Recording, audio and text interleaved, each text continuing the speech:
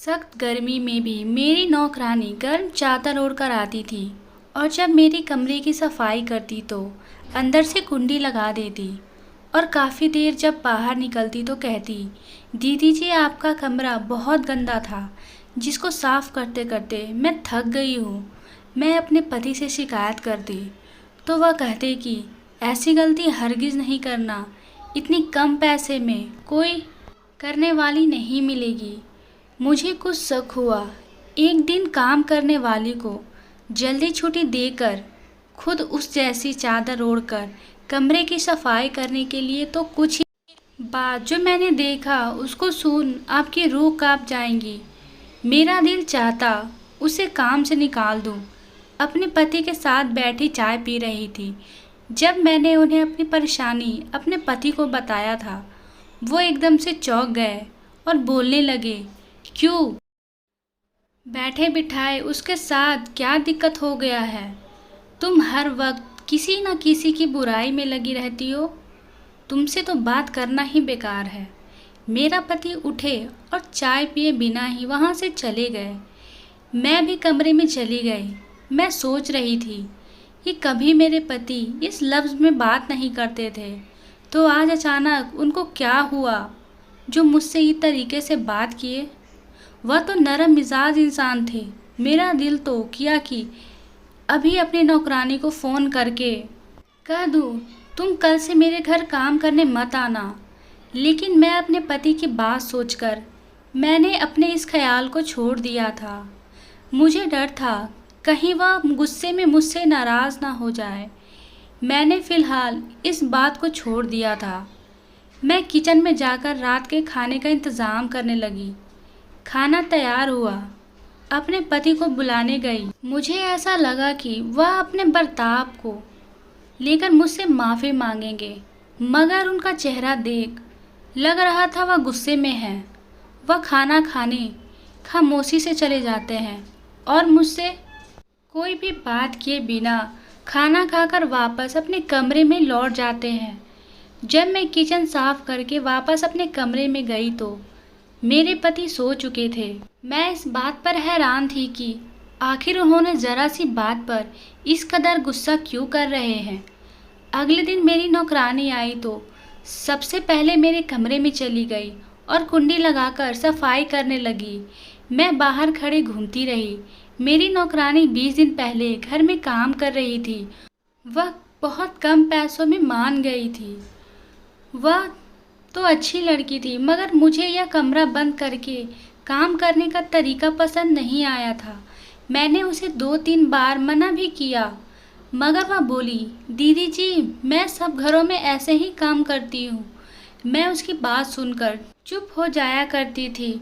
वह कमरे की सफाई करके आई तो बड़ी थकी सी दिख रही थी। मुझे देखकर मुस्कुरा कर बोली, दीदी जी हर रोज़ पूरा घंटा लगातार आपका कमरा साफ करती हूँ तो थक जाती हूँ।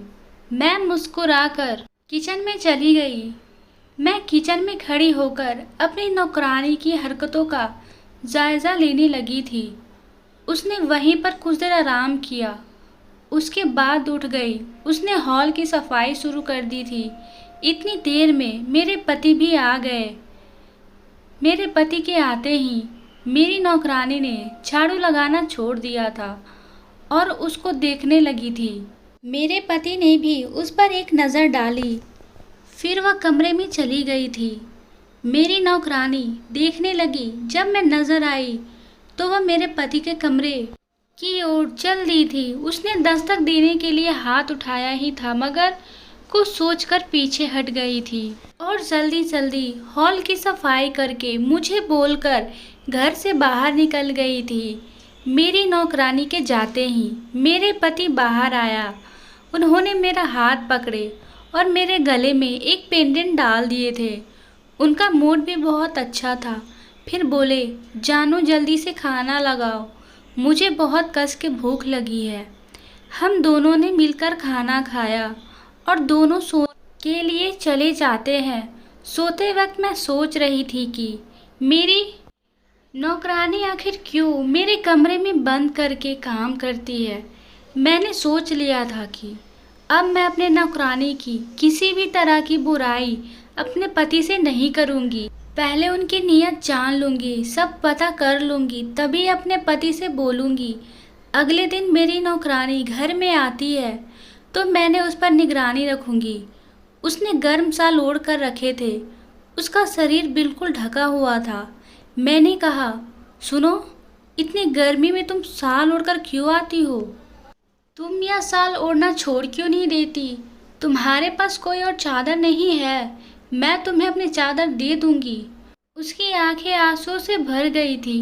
वह बोली, चादर बड़ी कीमती है, किसी की मोहब्बत की निशानी है।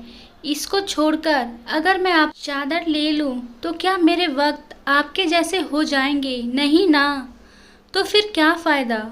फिर वो मेरे अगले सवाल से बचने के लिए जल्दी से कमरे में जाने लगती है तो मुझे लगा जैसे चादर के नीचे छुपे हुए उसके हाथ में उसने कुछ पकड़ा हुआ था। क्या था ये मैं देख नहीं पाई थी, मगर मुझे शक में ज़रूर डाल दी थी। मेरी नौकरानी मेरे कमरे को अंदर से कुंडी लगाकर बंद कर चुकी थी और मैं परेशानी के आलम में यहीं घूम रही थी। मेरे पति काम से लौट आए थे और मुझे परेशान देख बोला, क्या हुआ जान? मैं मुस्कुराने की कोशिश करते हुए बोली, कुछ भी नहीं हुआ। इतनी देर में मेरी नौकरानी कमरा खोलकर बाहर निकली। हम दोनों को देख चौंक गई थी। जल्दी से हॉल की सफाई करने लगी थी।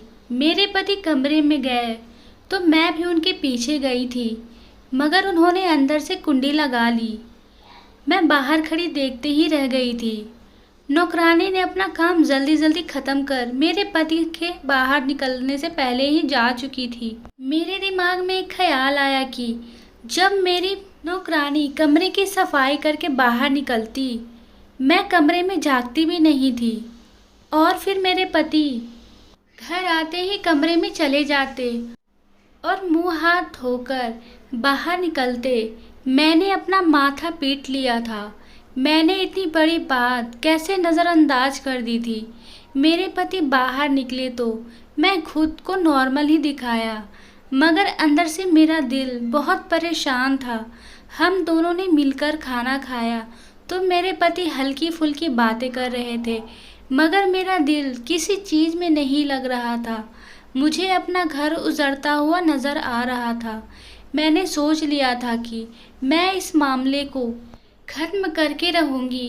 अगले दिन जब मेरी नौकरानी काम पर आई तब मैंने उसे कह दिया, तुम याद रखो 2 से 5 बजे तक काम करके जाया करोगी। मेरी नौकरानी मुस्कुराकर कहती है, दीदी ऐसा मुमकिन नहीं है, इस समय तो मैं दूसरे घर में काम करती हूँ। मैंने उसे कहा कि सोच लो, दूसरे घर के काम तुम शाम को भी कर लिया करना। वह इनकार कर रही थी और कहती, दीदी मुमकिन होता तो कर देती। अगर आप मेरी जगह कोई और नौकरानी लाना चाहती हैं तो ला सकती हैं, आपको जैसा ठीक लगे। मैं शांत हो गई। मैं नहीं चाहती थी मेरी नौकरानी काम करना छोड़ दे, इसलिए मैंने सोचा कि पहले मामले की अच्छी तरह जांच कर लेती हूँ, तभी कुछ सोचूंगी। उसी वक्त मेरी नौकरानी कमरे में चली जाती है और कुंडी अंदर से लगा देती है। मैं भी हॉल में बैठी उसी का काम करने का इंतज़ार करती रहती। इतनी देर में मेरे पति भी घर पर वापस आ चुके थे। आज मेरे पति जैसे ही कमरे में जाने लगे तो मैं भी उनके पीछे चली गई थी, तो पूरा कमरे हलवे की सुगंध से फैल चुकी थी। मेरे पति कहने लगे, ऑफिस में एक स्टाफ ने हलवे दिए हैं। मैं मुस्कुराते हुए कमरे से चली जाती हूँ और बैठकर रोने लगी। मुझे पता था यह हलवा मेरी नौकरानी मेरे पति के लिए लेकर आई थी, क्योंकि जब मैं अपने पति को ऑफिस से घर आते थे तो उनके हाथ खाली थी। यकीन हो गया था कि हलवा मेरे पति के लिए नौकरानी ही लाई थी। मुझे यह सोचकर बहुत खराब लगा कि मेरे पति ने मुझसे झूठ कहा। एक झूठ का मतलब मैं बहुत अच्छी तरह से जानती थी। मेरे पति को गाजर का हलवा बहुत पसंद था। इसके बारे में सिर्फ मैं और मेरे परिवार वाले ही जानते हैं। फिर एक नौकरानी को मेरे पति की पसंद के बारे में कैसे पता हो सकता था? मैं सोच रही थी। मेरे पति मेरी तरफ ही आ रहे थे। मैंने चेहरे पर मुस्कान रखी क्योंकि मुझे पता ही नहीं था कि किस किस्म का हालात में कैसे रिएक्ट किया जाता है, इसलिए मैंने मुस्कुराहट का सहारा लिया था। मेरे पति किचन में आए और मुझसे पूछने लगे, क्या बात है, आज तुम बहुत शांत क्यों हो? मैंने कहा कि सिर दर्द कर रहा है, मगर मैं जानती हूँ यह जवाब से मेरे पति भी मेरी बातों को मान लेंगे। हम दोनों ने खाना खाया तो वापस कमरे में चले गए।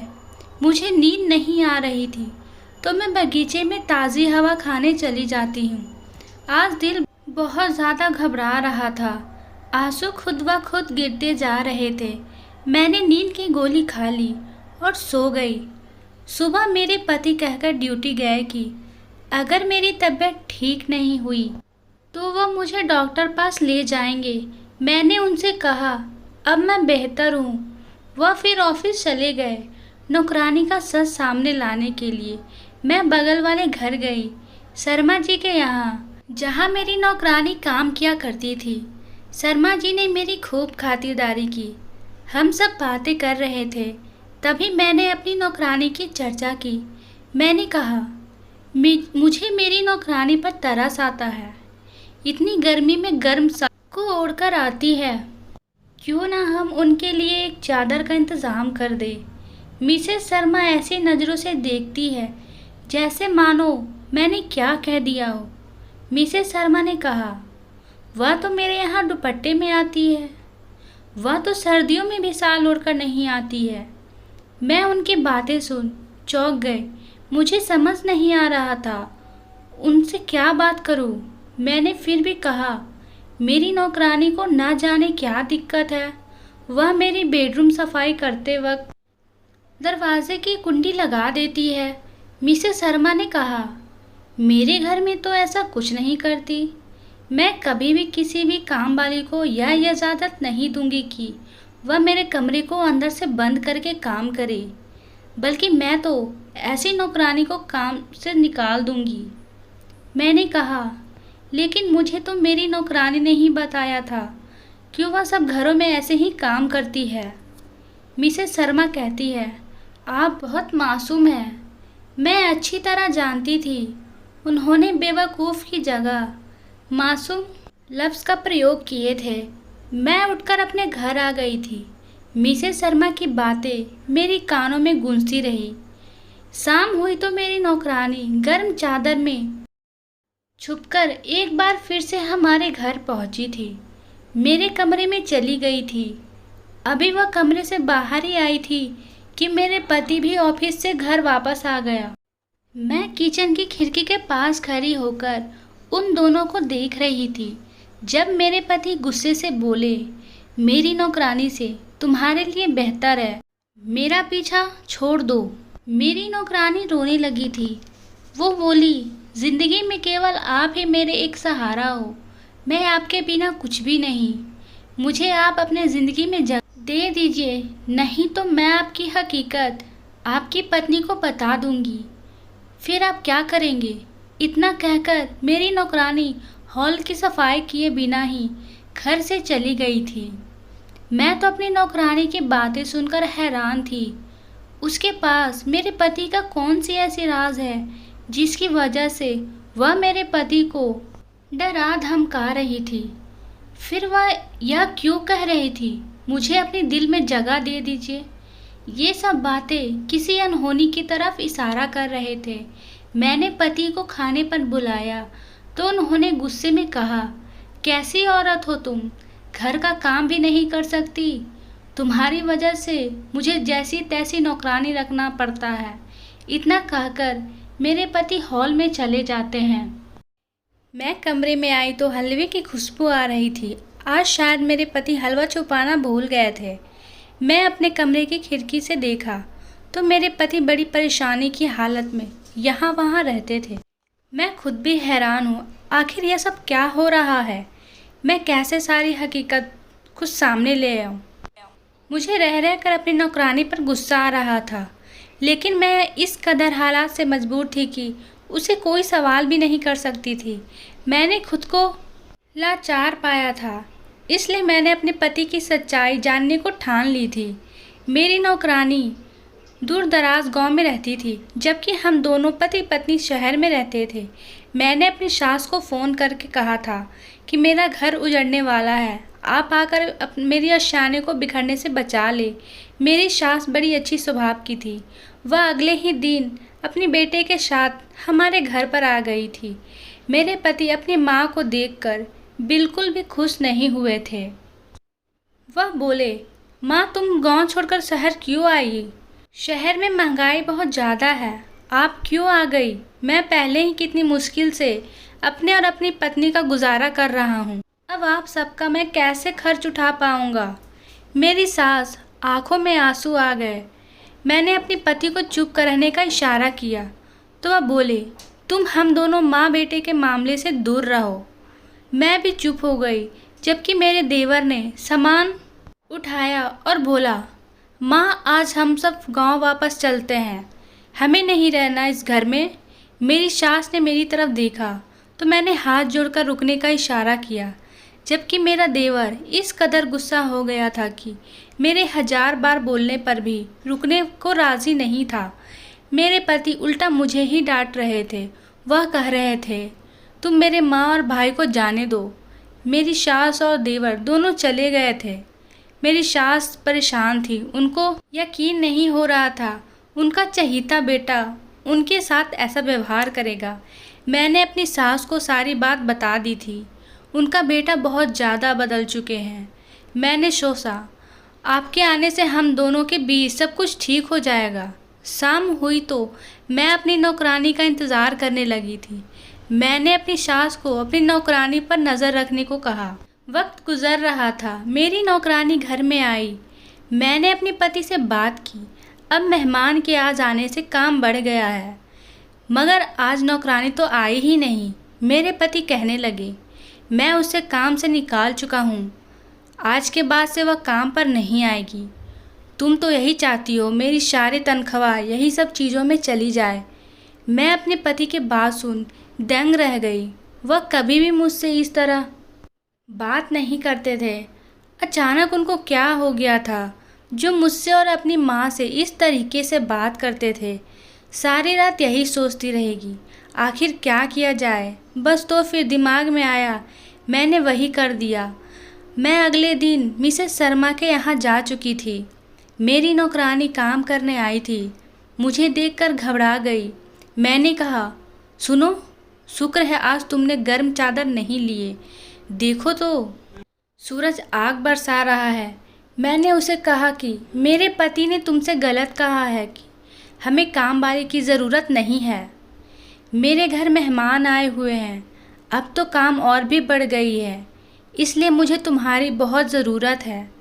आज तुम हमारे घर काम करने ज़रूर आना। मेरी बात सुन नौकरानी का चेहरा खुशी से खिल जाता है। शाम हुई, नौकरानी अपने गर्म चादर ओढ़कर हमारे घर पहुंच जाती है।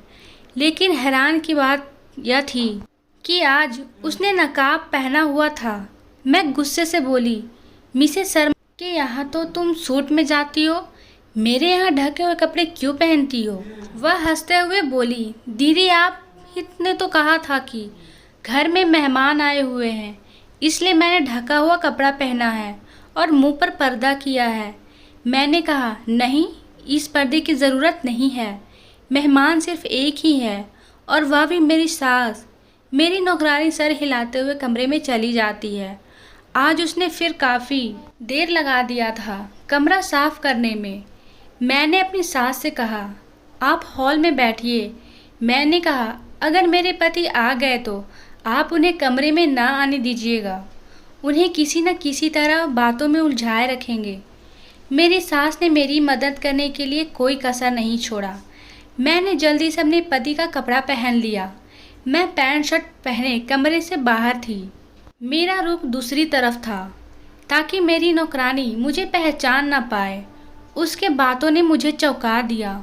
उसने कहा, सुनिए, आपकी मम्मी मेरी मम्मी है, अगर आपकी इजाज़त दे तो मैं उन्हें मिल लूँ। इतनी देर में मेरे पति घर में आ जाते हैं। उसके पीछे पीछे मेरी सास भी थी, अपने बेटे को रोकने की कोशिश कर रही थी, लेकिन मेरे पति रुकने का नाम नहीं ले रहे थे। मैं गुस्से में थी। मैंने कहा अपनी नौकरानी से, सुनो, आज तुम्हें सच्चाई बतानी होगी। मेरी नौकरानी लगातार रोने लगी थी और मुझसे कहती, दीदी मैं एक अच्छे परिवार से हूँ। मेरे परिवार वाले को हर कोई जानते थे, लेकिन मैं अपने परिवार वालों का इज्जत संभाल नहीं पाई, जबकि मेरे पापा ने मेरे लिए वह सब कुछ किया था जो हमारे ख़ानदान में किसी दूसरे के पापा ने नहीं किया था। मेरे पापा शहर में कॉलेज करने के लिए भेजते थे, पर मुझे अपने ही पापा के ड्राइवर से प्यार हो गया, जो कि हमारे बिरादरी का नहीं था, वह हमारी बराबरी का भी नहीं था। यह शादी नामुमकिन था। मैंने उसे बहुत ज़्यादा प्यार करती थी, इसलिए मैं उसके बिना नहीं रह सकती थी।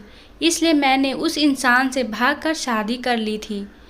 तेरे पापा की बद्दुआ मुझे लग गई थी, इसलिए सुख तो मुझसे छीन गया था। मेरा पति एक नंबर का निकम्मा निकला था, कोई काम नहीं करता था। वह 2-3 दिन काम पर जाता तो 3-4 दिन घर पर आराम करता था। पहले तो हमारा गुजारा हो जाया करता था, मगर जब मेरे बच्चे हो गए तो फिर मुझे ही हिम्मत करके काम करना पड़ा, बच्चों का अच्छा भविष्य और पेट पालने के लिए। नौकरानी का काम करने लगी थी। फिर जब मैं आपके घर आई तो आपके पति को देखकर दंग रह गई थी।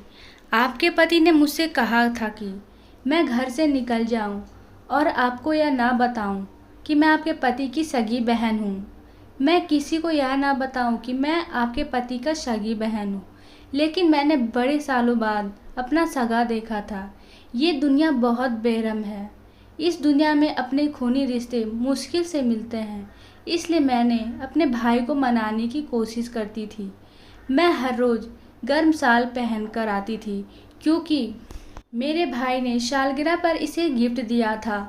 मैं अपने भाई की पसंदीदा हलवा बनाकर लाती थी, क्योंकि आपके पति यानी मेरे भाई मेरे हाथ का हलवा बड़े शौक़ से खाते थे।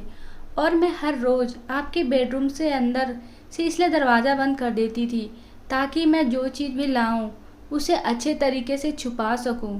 रोज़ आपके ही कमरे में अपने भाई को मनाने की कोशिश करती थी, लेकिन मेरा भाई निकल जाने को कहता था। मैंने उसको धमकाना शुरू कर दिया। मैं जो कहती थी, अगर आपने मुझे माफ़ नहीं किया तो मैं दीदी को सब बता दूंगी कि मैं आपकी सगी बहन हूँ। वह नहीं चाहते थे कि आपको यह सब पता चले और आप भाई को छोड़कर चली जाएं। मेरी नौकरानी अपनी सारी दास्तां सुनाकर रोने लगी। वह कहती जा रही थी, अपने पापा को दुख देखकर मैं खुश नहीं रह पाई। मेरे पापा का नाम खराब हुआ, मुझसे मेरे रिश्ते जुदा हो गए। मेरी सास अपनी बेटी की दुख दास्तां नहीं बर्दाश्त कर पाई। वह फ़ौरन अपनी बेटी को गले लगाकर स्वीकार कर ली थी। मेरे पति अपनी बहन को अपना लेते हैं। बस इतना ही। आपको यह कहानी कैसी लगी कमेंट में ज़रूर बताएं और हमारे चैनल को सब्सक्राइब कर लें, ताकि ऐसे ही वीडियो आपके लिए लाती रहूं। धन्यवाद।